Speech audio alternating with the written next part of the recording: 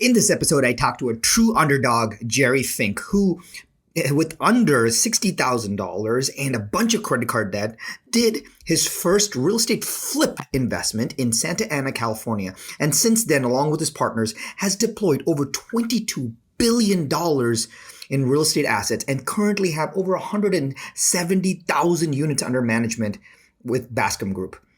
Jerry's going to walk you through exactly how he did each one of these and the lessons learned along the way and how you can do many of these things too. And all of that starts right now with Jerry Fink.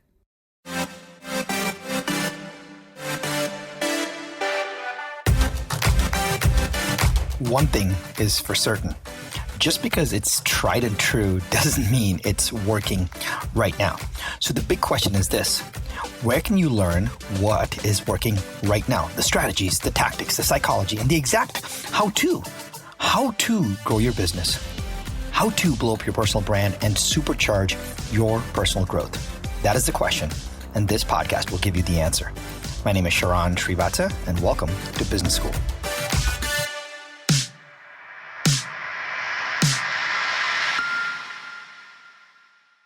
So Jerry, in the multifamily world, you are a king. But the crazy part is you and Bascom have, deployed close over $20 billion worth of capital, but it didn't really start that way. And I remember when one of the earliest times I met you, you told me, you're like, hey, Sharran, this started with $60,000 in Santa Ana.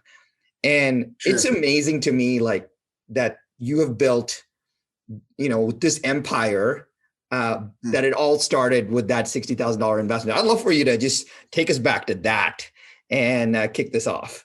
Sure.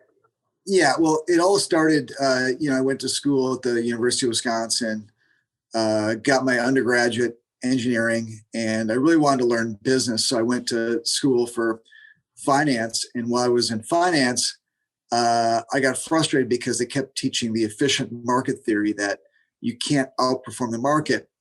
And I was in the gym working out one day, and some guy was spotting me on the bench press. And he said, hey, you should take a real estate class. They have a great real estate program in Wisconsin. So I took it. And the very first day, the professor said, here's how you make money in real estate. You buy low and sell high. I thought, wow, that's so amazing. I found the answer.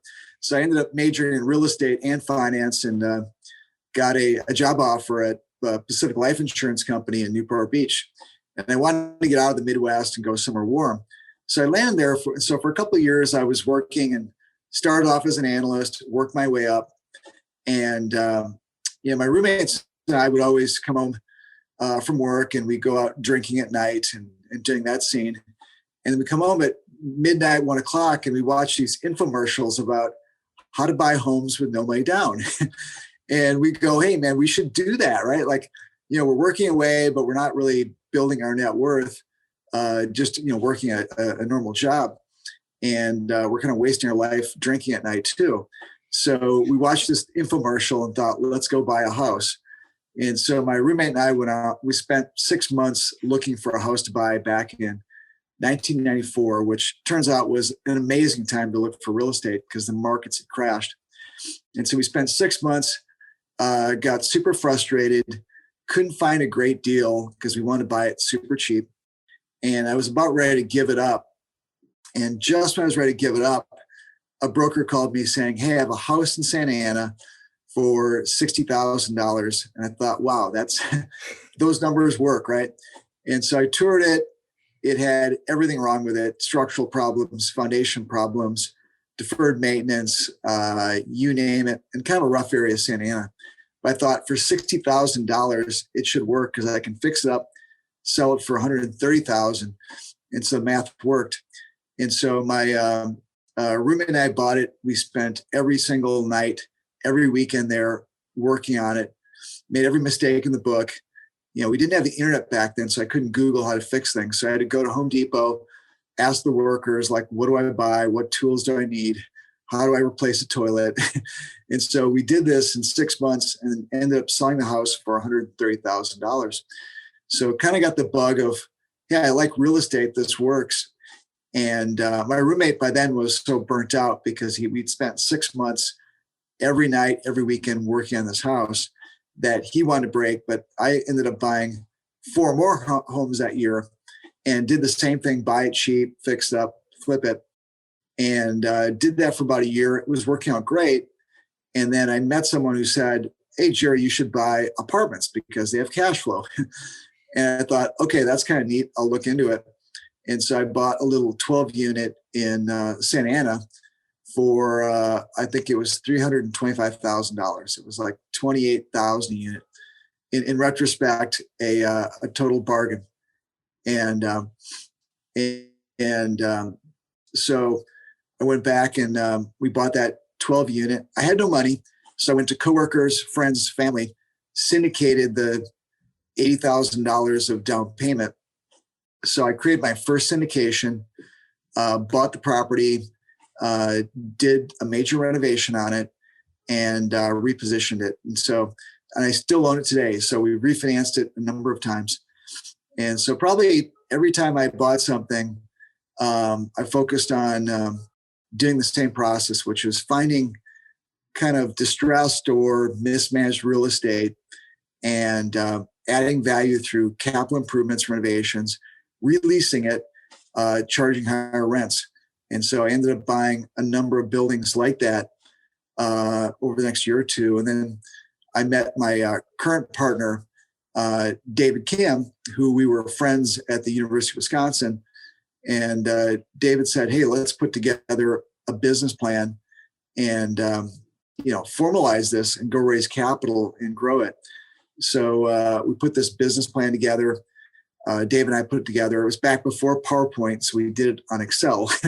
Did this little simple PowerPoint. And then we wrote a list of investors of who we talked to. And, I think we put down a dozen names. One of the names was another classmate of mine and Dave's at the University of Wisconsin called Derek Chen. And, deep down, I thought, I'm going to do this presentation, but I'll probably strike out. No one's going to fund this company, but I can look back later in life and say, I tried, right? I gave it my best shot. So we put this little plan together. And the very first person we talked to was Derek Chen. And we gave the presentation. He listened to it and said, I'm in, I'm ready to commit. And we looked at each other like, really? I wasn't expecting that as an answer. I was expecting to say, hey, this looks interesting. I'll think about it, but I'll probably pass. And, we'll stay in touch.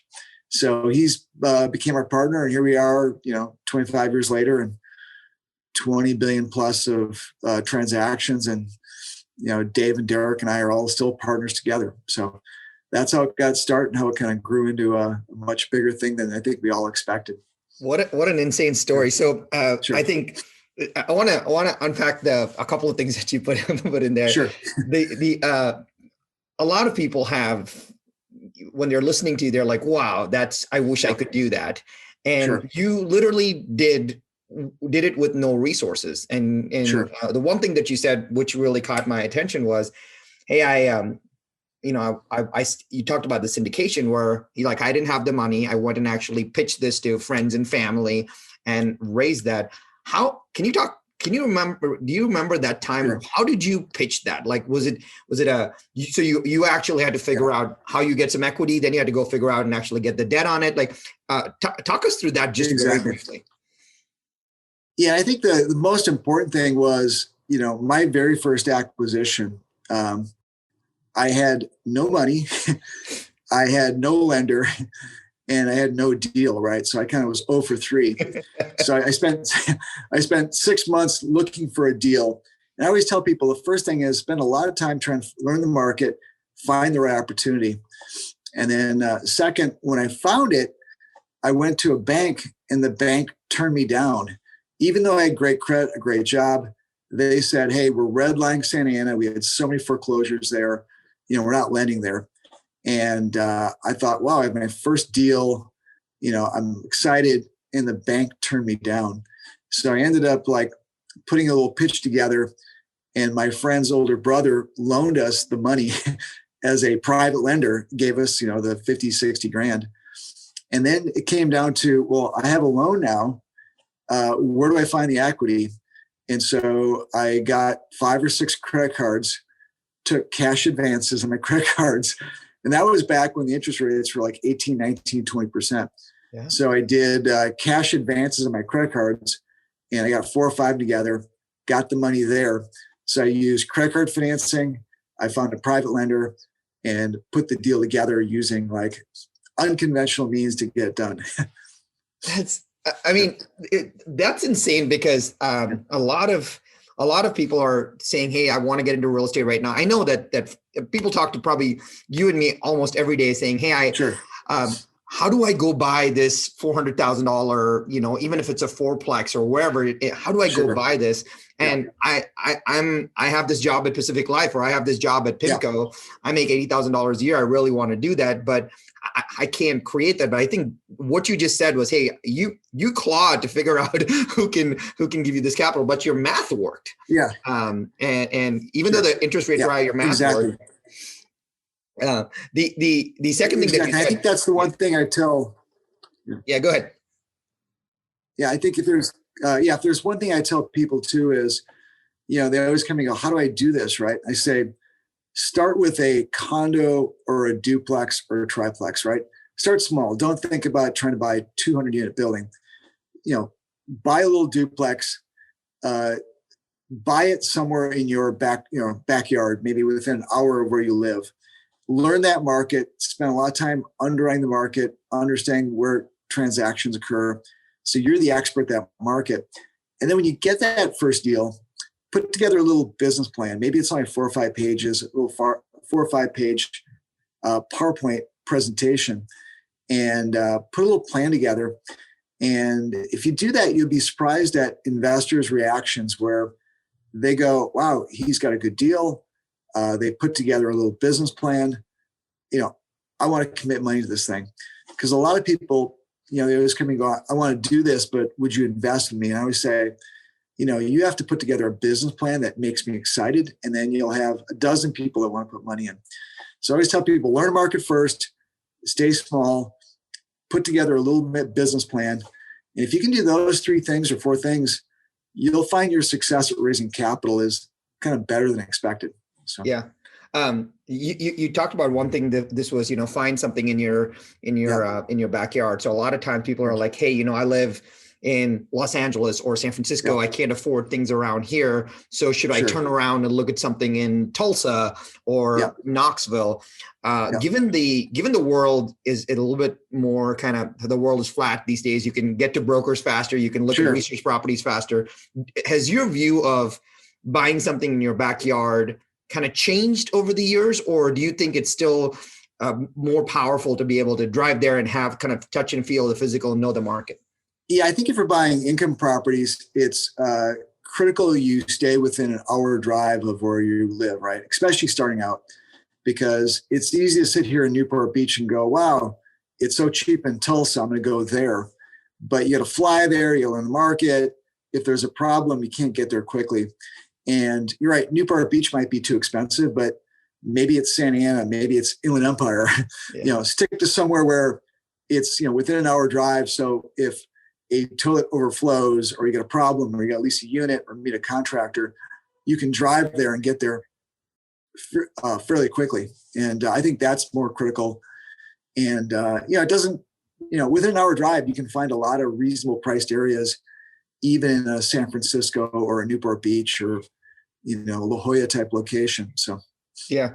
The one thing you said that actually caught my attention in those last 3 things, hey, like just put a plan together, right? Because a lot of times people, like you said, the deal, all of this stuff is in our head. Our excitement's in our head. People don't know that 10, 15, 20 hours of research. They don't know any of that. All they are seeing, their only exposure to that property is your energy and those 4 slides. Like that is their only introduction to it. And you said something which was super powerful, which was before the days of PowerPoint. You said, hey, we just put a spreadsheet together. And a lot of times, the foundational business plan starts on the numbers as well. When you look at a deal, just at a super high level, do your eyes instantly go to like 1 or 2 metrics that you like to see, or is it more is it based on the asset class? That's a good question. And, as my company has evolved, we've created these super complex spreadsheets. There are dozens of pages and hundreds of lines and IRRs and you name it in these models. But at the end of the day, we go back to a very simple metric, which is gross rent multiplier. So if I look at the annual gross rents times the multiplier, say it's 10, that's the value of the property. And I remember years back, a long time ago, Don Sterling, right? Probably know about Don Sterling, big apartment owner. And his rule of thumb was it's a 10 GRM. So whatever the annual rent is, I pay 10 times that. That's my price. And I'll close on Monday, right? It was always a 10 GRM. The market's gotten more pricey today, obviously. But so in our shop, we look at that gross rent multiplier as a check because you can get lost in all the spreadsheets and analysis. But, the lower the gross rent multiplier is usually the better the deal. And, every market in the country has a range of gross rent multipliers. And if you can get something kind of at a lower gross rent multiplier, but you've got upside, that's usually a pretty good deal. So, so Jerry, over the years, you did this, you learned kind of the condo single family market, then you found this multifamily market or kind of multi-unit, and then you started buying these buildings, but all of them seem to have this underlying kind of foundation of housing as a whole. And I remember I was, when you and I were together, we were doing this backstage tour of Disney, and you were telling me about this, your thoughts around the study that you've done around millennials and how there was a shift where boomers are moving in, millennials are moving out, or they couldn't afford it.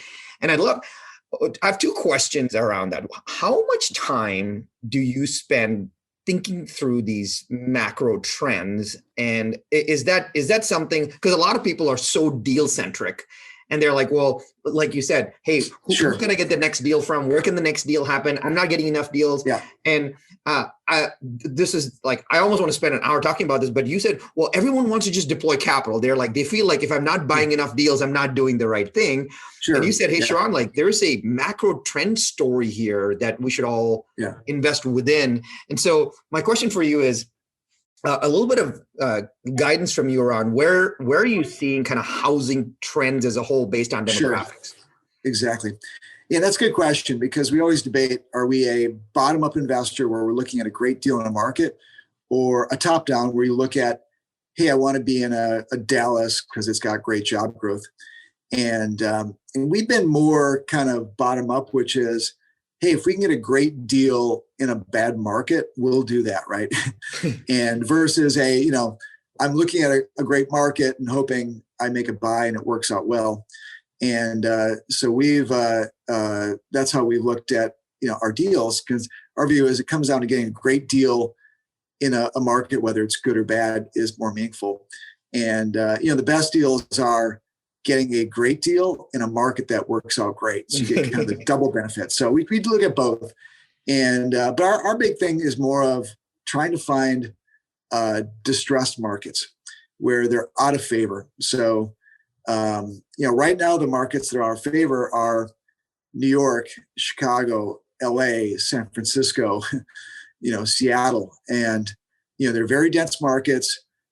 Because of COVID, a lot of people have left. They've had supply issues, and the markets that are hot right now are, the Phoenix, the Dallas, the Houstons, the Austins, the Florida markets, because they're low tax, pro-business growth, and more suburban style.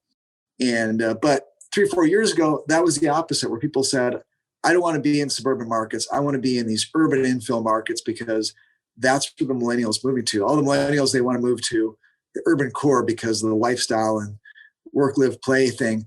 And all of a sudden, a few years later, it completely changes. And now everyone's focused on these suburban markets. And so all the capital is flooding toward the suburban markets. And the biggest distress right now is in these big urban infill markets, combination of COVID, the recession, oversupply. And so we're looking at all those markets going, when is the best time to jump in? And so we're looking at all the markets, trying to figure out, hey, has there been a market like Las Vegas that we went there about 5-6 years ago? Las Vegas crashed after the last run up, and we went from 0 units owned to 10,000 units owned over a couple year period. It worked out great. We bought a lot, did a value add, sold it. Las Vegas became hot. COVID hit, the market's taking a hit. So now we're looking at Las Vegas again going, hey, maybe we should go into Las Vegas because, this hit due to COVID and the tourism, gaming casino shut down. Maybe it's a good time to buy there because it's got, no state taxes, it's pro-business, it's low density. It's got all the factors we like, post-pandemic, other than it got hit hard because of this whole shutdown. So, Jerry, how are you so fact fluent on so many markets? Is it just over time where you just you figure out, hey, these are the things that I watch, these are the things that I learn, these are the things that I read, because I need to, because you need that, because it seems to me like every time I talk to you, viscerally just know. And that's probably it's a layered effect, right? Because you've probably seen, hey, 10 years ago, we invested in X market because of X, Y reason, and now it's changed. And so you're able to do a relative understanding, but how do you know so much? So how do you have so much fact fluency about so many different markets? That's a good question. I mean, we've been fortunate where, we sold out of Phoenix in the last crash, right before it crashed. We got lucky in Las Vegas where we exited before this whole COVID meltdown happened. And I always think, was that like planning or we got lucky or, whatever. And I think, what works for us best is going to markets and buying when a lot of people don't feel like it's the right time to buy. And so you're being a little bit of a contrarian. So you're going to LA and, in the next year or two where most people want to be out of LA right now because of, feeling like the rents are going down. We got supply issues, and let's go to a Dallas or Austin. So, and so we try to find those contrarian plays where the capital is leaving those markets. And our goal is, can we go find some great deals, buy them, reposition them. And then 3, 4, 5 years from now, the capital says, no, I like LA or I like New York, I like San Francisco, and then sell when the market's hot with a influx of capital because suddenly they've changed their thought process on that market. So, and how is it that I think you shared with me that over the years your capital sources, both your own and kind of the syndication model or the investors, and I know you've done some institutional as well, which helped in the growth a little bit. Sure. But how do you convince does it go back to, my question is, does it go back to the business plan of convincing capital that is supporting Bascom to say, hey, we believe that there is a contrarian approach here and here are the reasons why? Does it still come back to the business plan? Exactly. So everybody still wants to look at the business plan and go, hey, whether it's contrarian or down market, up market, can I invest in this deal and make money? And what we found too is over time, you've got to kind of sometimes transition through different investors. So, maybe there's a period of time where it's an Oaktree or Carlyle or Morgan Stanley, and they're targeting high teens returns and they'll do contrarian investments. And that works for a while. And then all of a sudden the returns diminish, capital finds that area of opportunity, and you've got to find either a different market or a different capital source. So we've tried to, over the years, be very diversified on our capital sources. And whether it's institutional, overseas, crowdsourcing, private funds, trying to find the right capital that fits the current environment, because some of these groups are very active, but then they realize, hey, I can't get high teens IRRs on apartments today. I need to go buy in Europe, right? And so the capital will flow and change depending on how the opportunity looks. And so we've learned, hey, you got to be diversified. You've always got to be finding new capital sources that can be accommodating toward today's returns. And our biggest challenge today is, we were always a high teens 20 IRR type buyer, and which means our investors would get a 15 to 17% net IRR on pro forma. And the challenge we have today is the returns today on pro forma are all low teens at best, leveraged. So the whole universe of return expectations is dropped dramatically, which means we have to find investors that are okay with that low teens return on a potential opportunity. And I think this is where you are sharing with me that you're like, hey, is it because the asset class, especially multifamily, is Yeah, it because the asset class has gotten kind of more Goldilocks press like stuff over the last decade that more people are aware of it? They feel like they can have syndicatable access to it. And that's why you're seeing kind of more not as sophisticated, yeah. people get into it? Or what is the reason why people are buying deals that don't seem like Sure. it was as good as it could be? Yeah, that's a good point. And apartments right now are super hot because hotels are crushed. They're empty. No one's traveling. Retail is going through their own little destruction. And industrial is hot. So industrial post-pandemic is probably worth more. And apartments feel like it's the safe place to be. So everyone's sheltering at home in their apartment. A lot of people, even though they might have lost their job, have unemployment benefits or whatever. So apartments, other than a few markets, have held pretty steady returns. So a lot of investors view, hey, I'd rather be in apartments because it's a safer bet than buying a shopping center or hotel or office building. And so there's been a bigger flood of capital to apartments because that perceived safety. And also interest rates have dropped, so you can borrow very cheaply today. Freddie and Fannie are still lending on apartments, so that market is still there. If you're in office or retail or hotels, it's a very thin market for financing. But apartments, the government has said, I want Freddie and Fannie to keep lending. So there's a very active lending market for multifamily. And I think third is multifamily is a product type that everyone understands, right? You can go buy a condo or duplex and rent it out, and you're an apartment owner. So I think it's a market that people feel very simple and feel safer about today. And the one thing I hear from a lot of investors is, I'm terrified of hotels, terrified of shopping centers, scared about the future of office. But apartments, people got to live somewhere. They got a shelter at home, and the population keeps growing. So apartments feel like it's a great place to put your money today. Yeah. This brings me to a planning question. When you and your partners are having a beer, right? How are you? Sure. I'm always fascinated by that, which is, how easy is it for you to think out and say, well, this is what we believe or we think the world's going to look like in, say, I'm going to make up a number, 10 years. So sure. There's almost a hypothesis for what 10 years out looks like. And can you say, hey, sure, I think that X is going to change for Y reason. I think Y is going to stay the same.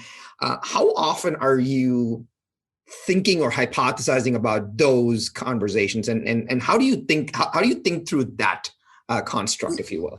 That's a good question. I think the biggest question today that we debate almost daily is, are these new low returns the new normal, right? Right. Or is that just a product of right now or the next year? And then we're going to buy all these deals, and then 2 years from now, look back and go, oh my gosh, we paid too much money for them. Are we in this new normal of low returns?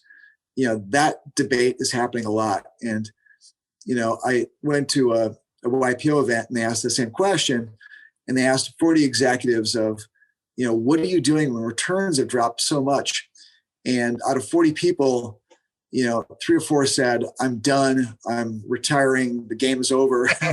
And, the other 35, 37 people said, well, I just have to adjust my investors' expectations to the new normal. So if getting an 8 IRR is market, I'm going to shoot for a 9 IRR. So, so the bulk of people said, I just have to outperform the new benchmark of returns, not keep trying to target these mid-teens, high teens returns that I've enjoyed for 25, 30 years. So, because maybe we are in this new normal of, deflationary or very low returns for some period of time. And everyone's debating how long does that period of time go on? And I don't know if we have an answer for it. So this brings me to one of the early times I talked to you, and you were saying, hey, every person in, every entrepreneur, every person in finance is thinking about making any kind of investments. You said should read Value Investing, the Ben Graham's book, right? And exactly. it's not like it's a pretty dry read. Very dry read. The central premise, I mean, I've read it, and Sure. it's taken me a while because I read it through business school, and it said, Sure. hey, just don't invest in anything that you make all your money on the buy. And that was my biggest lesson was all the money's on the buy. It's not that I hope that I'll sell it for a lot. It's that I know that I bought it for for a deal. How is that? Is Bascom also centered around? Is that kind of your foundational thing of, hey, we're gonna buy right more than sell right, or how do you think about that? Yeah, well, I think it's a combination of things. I think Warren Buffett's view is, I'm not going to try to reposition the company or buy value add. I just want to buy it cheap and buy a great company at a cheap price, because over time it's going to outperform because I bought it below market. For Bascom Group, we look at two things. One is we want to buy it as cheap as possible going in. So, can we get this property at a big discount to what it's intrinsically worth? But second, for Bascom Group, we also pride ourselves on not only going to buy it cheap, but we're going to add value. We're going to renovate it, raise rents, lower expenses. So we not only bought it cheap, but we've also created value through enhancing the property, enhancing the income. And so we've done both. And what we've seen is the best formula really is buying it cheap, adding a lot of value, and you get lucky and the market gets hot. Rents go up, higher than inflation. And if you can do all three and get lucky with a hot market, you can do really good. But our view is if you can buy it cheap, add value, you can do really well. And if you get the enhancement of a hot market, you can do better. So is there, given that you've seen so many buy right, so many value adds and so many kind of exits, if you will, is there a internal kind of Bascom playbook of, hey, when we buy something, here are our 27 options of the things that we can do? And does something like that exist based on your model, or how do you know what you can do on a property, and is that kind of built with institutional knowledge over time? I think it's built with a lot of knowledge. But second is, we go out and we look at the rental comparables, and so we look at buildings that will look like our building kind of with an upgrade, and so look at these 5 to 8 rent comps, and we'll look at the market rents and make adjustments. We'll look at the sales comparables and look at all the sales comparables. And we'll look at both the rent study, the sales comparables, and our financial analysis, and go, hey, this particular deal has a lot of upside to buying it, upgrading it, and repositioning it. And also, hey, if we sell this thing, are we going to be able to sell it for a price that, should fall within the sales comparables? So we look at that as well. So. Yeah. Talking about, doing all this work, you have, your team has grown. I remember you telling me the story of, hey, when it was just me and my partner, I ran to Staples, I printed stuff out. And I remember my first analyst, who was like, oh, my analyst ran to Staples. That was amazing. Right. Sure. But the one thing you mentioned to me kind of stuck with me was how you make your employees partners. And I thought that was I don't know. I wish most firms did that. It's a lot of technology companies advise, kind of do that, where they at least have a piece of the pie and they can stay in, they're all kind of partners in the deal. I'd love for you to maybe just talk about, one, how did the concept of making employees partners come about? What was the philosophy around that? And then mechanically, how do you actually, whatever you're willing to share, how do they participate? Sure. I'd love to talk about that. So our goal has always been, we want everybody to have not only a lot of responsibility, but a lot of authority. So every person on our team has the ability to, if they want to go do something that, fits our business plan, they have the authority to go do it. And, subject to certain checks and balances. But second, if each acquisition, reposition works out great, we want all the team members involved in it to participate in that upside. And that way they all feel like they're owners. And so what we do is, most of our profits from our company, our return, come from that carried interest, or promote, they call it. And so, we might put up 10% of capital, but after a 10% preferred return, might get 30% of the profit if it works out well. So that 20% or carried interest or promote flows to Bascom. And then our goal is we want, whether you're an asset manager, a renovation manager, you're an acquisitions person, we want everybody to be working on this, hoping and believing that they're going to be part of that team that gets a piece of this upside if it works out great. And then they start thinking like an owner. So what we do is we say, hey, we get this carried interest, and let's say it's $5 million on some $50 million asset. We bought it, repositioned it, sold it, made a $5 million carried interest. And so what we'll say is 10% of that carried interest goes to our acquisitions team. So it's the acquisitions manager that found the deal, underwrote it, closed it, and put together. And then the other 10% goes to the operational renovation team that worked on the asset, oversaw the renovation, managed the property manager, lower expenses. And that way you not only have the acquisition people, but you have the operational renovation people on the same team, really working toward the same goal, which is how do we maximize that carried interest, which benefits the partners. Yeah. And you also were sharing with me that not only do they get the benefit of working on the deal, they know that they have a piece of that because they're incentivized, and they now feel like it's their deal, which is the coolest thing you can give them. Exactly. But also at times where if there is a Bascom investment vehicle, they can also participate in that deal if based on some opportunities. Is that right too? Exactly. So not only do they participate in the carried interest, so if the deal works out well, they get a piece of that too.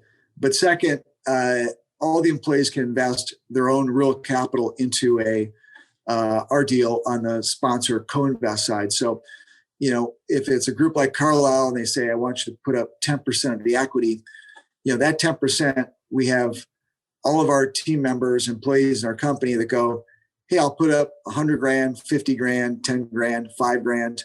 And even interns and analysts chip in money. So sometimes they'll put up 2 grand or 5 grand. But, that $2,000 from an analyst making, $50,000 a year, that's a meaningful part of his equity contribution. Yeah. And so even the younger people on the team have a vested interest in seeing this deal be successful. And what we've seen is people end up taking a lot more personal interest in a deal. They're knocking on my partner's door, asking about distributions. They're wondering why it's not leased up like it should be. And so they become like partners, which, that's the ultimate goal, where that way, if Dave or Derek and I go home at night and go to bed, there's somebody else worrying about how this asset is performing. Yeah. And I think when you were sharing this with me, the one thing that was going through my head was when someone understands, or when the entire company, every single person understands almost every piece of how this works, and both from, hey, this is how we buy, this is how we reposition, this is how we manage, and this is how we are going to get paid at the end. For some reason, however small or big the company, most people come in and they say, well, this is my silo. I do marketing. I get my social media posts out. I do this. As long as I do my job fine, I'm fine. But this, I think, forces people to have a very, very clear understanding of how the business works. And that's the coolest part to me, because now they all are speaking from the same vocabulary, if you will. Exactly. And I think that's, we like that because, again, they're all on the same page. They have the same motivations. And, if Jerry's on vacation, there's a team that's actively looking at this property because they've got a big vested interest in it.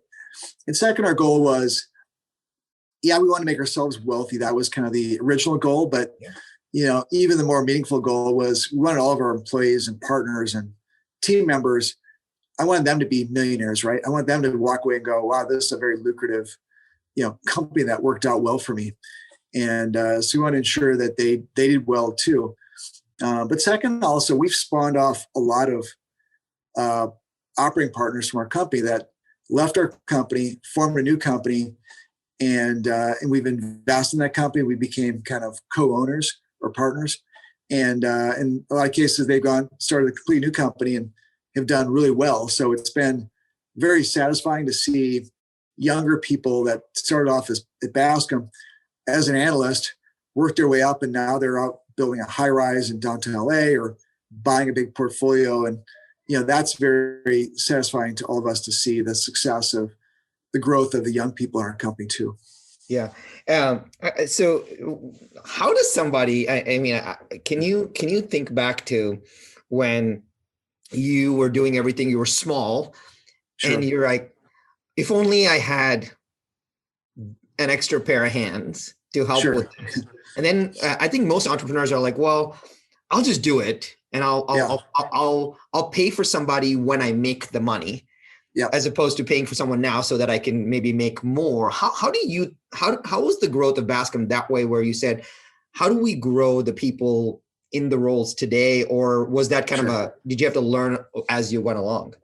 Yeah, I think we kind of learned as we went along. So, we first started, it was, two guys in a little 900 square foot office next to a dental office, right? That's where we got to start. And it was cheap, and we'd hear drilling, and you could smell like that solution they give patients. But so that was our first office, right?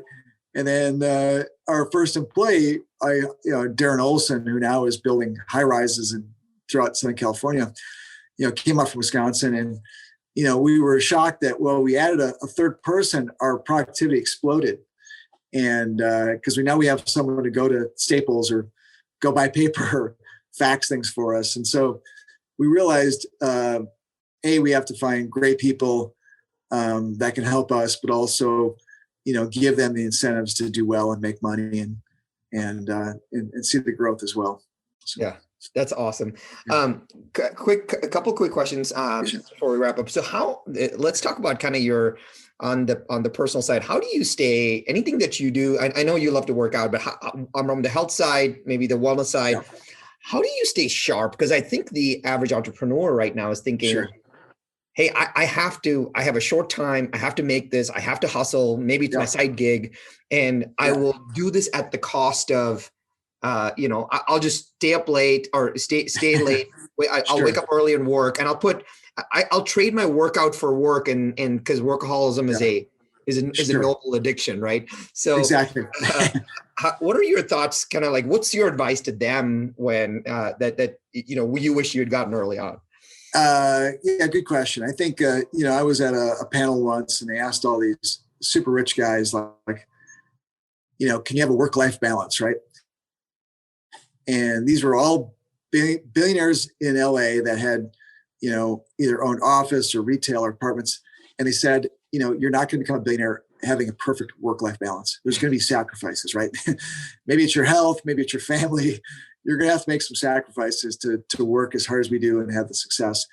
But, saying all that, I think it's critical, like, as you talked about, you got to work out, you got to stay in shape, because sometimes you work out or you work too much, and all of a sudden you find yourself 100 pounds overweight, having health issues and heart attack. And, if you can't enjoy your money and enjoy your company, that's not worth doing. So I think you've always got to stay somewhat grounded and try to work out every day, not only for stress, but to stay in shape. And which I've always done that. I've been a workout junkie. I think maybe it's stress or maybe it's whatever to stay in shape. And then second, you need, family support. So, having a great wife to help you and support you is fantastic, and kids to support you. And third, I think, which is one area that I wish I had done a better job when I was younger, was having mentors. When I first started, I didn't really have any. I just kind of did it and learned the hard way. And I've been a mentor for, a couple of hundred younger people in the industry. And as I've done, I look back, I'm like, wow, I should have done that. I should have, when I was younger, a 25-year-old out of college, called someone senior and asked for advice or help or grab a lunch or a coffee. And you'll find if you're a younger person looking for a mentor, a lot of people are willing to help you because it reminds them of what they were like 30 or 40 years ago, right? This young person with a lot of enthusiasm, excitement. And then I think finally, the one thing that it's worked out well for Bascom is we've got an active internship program. We've had over 200 some interns over the years. And these young people have given me a lot of motivation because young people come in our company. Yeah, they're an intern. don't have a lot of work experience, but they look at things from a totally fresh perspective. Once you get older, you start being kind of stuck in your ways. And all these young people have come up with great ideas for improving our company or improving a model or finding some new way to do it because we didn't see it, right? And so, this internship program has been great. And it's given me a lot of energy and excitement because I see, hey, that was me 20 years ago or 25 years ago, this young person fresh out of school, a lot of excitement. So it kind of fires me up to work with people like that and see their growth and success. And it's helped us a lot too. And a lot of those same interns have left, formed companies that we're partners in and have been very successful, or they've been our lender or equity partner or asset manager. So it's been a great, even though people think, oh God, having interns is a lot of work. I'm like, no, it's been a great, one of our best investments ever for our company. So, Jerry, I could talk to you forever about this stuff because it's maybe we'll kind of look back and look forward here. Is there a way? It's maybe hard to do, but if you knowing what you know now, right? If you had to start over today, and if you'd be like, hey, I have. It's the same Jerry from 1994, but I have all the knowledge. How, and you had to, you had to build the Bascom empire again. Would you start differently? What would be one or two things that you would kind of start off with, either do differently or do the same? Good question. I think, one thing we did right was we put a business plan together, and which I'd say 90% people don't do, right? They talk about the idea, they'll go talk to an investor, will you give me money? But they never sit down and spend the time to put together a business plan. And thankfully, my partner, Dave Kim, forced the issue, did it, which was probably a big trigger for our success. So I think it's, I'm glad we did that. And I'm not sure if it was up to me, I would have done that. I probably would have fallen in the trap of everybody else of talking about it. And then I had nothing in writing. And I think the other thing I wish I would have done better was, built up a bigger network of mentors that can help me. So, people that were at bigger companies and more experienced, reached out to them and said, hey, I'm, 25-year-old Jerry, I want to do this thing. Could I grab coffee with you or do a quick lunch and just kind of pick your brain, get your ideas on what do you think of this business plan? And so I would have done a better job of finding mentors. And third, I think the lesson we learned is I would have ramped up faster. We first started, we're super cautious. We had some kind of, venture capital investment, and we were so terrified of spending it too fast that, this was opposite of the burn rate dilemma later on. We got the cheapest office, the cheapest place, and, didn't hire anybody. We were very low budget, and, it worked out well. But I think I would have probably hired a few people faster and tried to ramp up quicker if it was working. So good. Jerry, how can people find more about you? So if folks want to know more, then go to bascomgroup.com. If folks want to, where's the best place they can find more about you and what Bascom is doing outside of the website? Or is that sure? I think you can just Google us. There's press releases, there's articles in trade magazines that talk about our business plan. But second, feel free to call me or email me. It's on the website. I'm always available to grab lunch with someone or grab a coffee or a drink. And, I enjoy it maybe as much as they do. But, and so things like that are always valuable because I do a lot of that, probably a couple times a month. A random person reaches out and they say, I'm a grad student at USC or an undergrad at UCLA and love to kind of grab lunch or a coffee with you and just talk about my career. And I love doing that because those are all things that I wish I had done when I was younger. I didn't do or didn't know how to do it. And I look at those people that are doing that, and those people that are reaching out and looking for mentors and asking questions, they end up being more successful because they've got that passion. They're networking, they're connecting with more senior people. So, that little skill of reaching out, contacting people to chat with them is usually an indicator of someone that's going to be successful in their real estate career. Yeah, that's awesome. Yeah. Jerry, ever since the first time I got to hang out with you, every single time you're always just a breath of fresh air. You're so straight up and straight and honest. And I love hanging out with you. And thank you for spending time and sharing and dropping some great nuggets with us. Really appreciate it. Great. Well, thank you, Sharran. This sounds like a pretty cool podcast, and I'm going to check out some of your other ones. I appreciate it.